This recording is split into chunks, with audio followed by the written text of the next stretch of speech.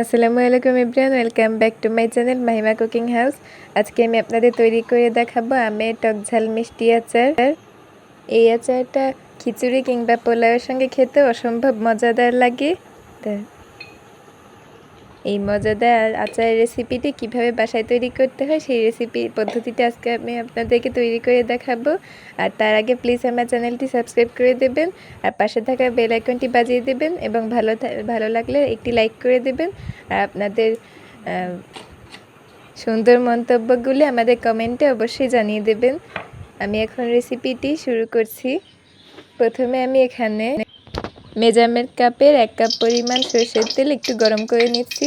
এবার আমি এখানে আমটা আমি ছোট ছোট করে কেটে লবণ পানি দিয়ে ভিজিয়ে রেখে 10 মিনিট, তারপরে আমি ভালোভাবে কচলে ধুয়ে নিয়ে এবার আমি এই সরষের তেলটা গরম হয়ে যাওয়াতে এর ভেতরে দিয়ে দিচ্ছি। একটু নেড়েচেড়ে নিয়ে আমি 1 টেবিল চামচ পরিমাণ লবণ দিয়ে একটু ভালোভাবে নেড়েচেড়ে নিচ্ছি।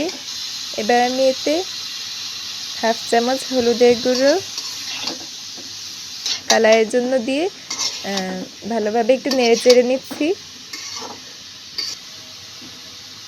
এবার আমি এতে 2 চামচ পরিমাণ রসুন একটু থেতো করে নিয়েছি, এটা আমি দিয়ে দিয়েছি এর ভেতর।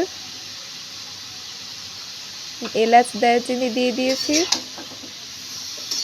এবার আমি এটাকে হালকা একদম মৃদু আছে জালটাকে দিয়ে ভালোভাবে নেড়েচেড়ে এটাকে একটু রান্না করে নেব।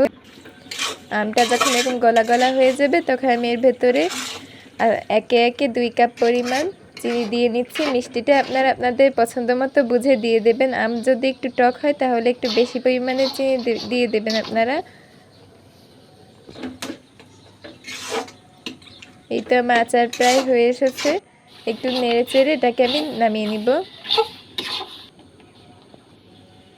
চিনি দেওয়ার পরে যেহেতু একটু পানি ছেড়ে যায় এর জন্য আমি কিছুক্ষণ একটু জাল করে তারপরে একদম ওঠানোর আগে শুকনো জাল 5-6টা তেলে পাঁচফোড়নের সঙ্গে গুঁড়ো করে নিয়ে এখানে 1 কাপ পরিমাণ এই মশলাটা দিয়ে দিয়েছি।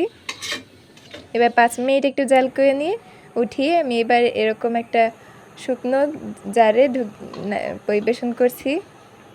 আচারটা সংরক্ষণ করার পদ্ধতিটি হলো এরকম একটা শুকনো জার একদম ধুয়ে মুছে পরিষ্কার করে রোদে শুকিয়ে তারপরে এই আচারটা ভরতে হবে। আর এটা সংরক্ষণ করা যাবে নরমাল ফ্রিজে রেখে 6 মাস থেকে 1 বছর পর্যন্ত। আর যখন আচারটা আপনারা খাবেন বা এখান থেকে যখন নেবেন তখন আপনারা শুকনো একটা চামচ দিয়ে তারপরে নেবেন, আর না হলে এরকম ভেজা চামচ দিয়ে যদি নিতে যান তাহলে আচার নষ্ট হয়ে যাওয়ার চান্স থাকতে পারে। সো ভালো লাগলে কমেন্টে জানাবেন। আল্লাহ হাফেজ।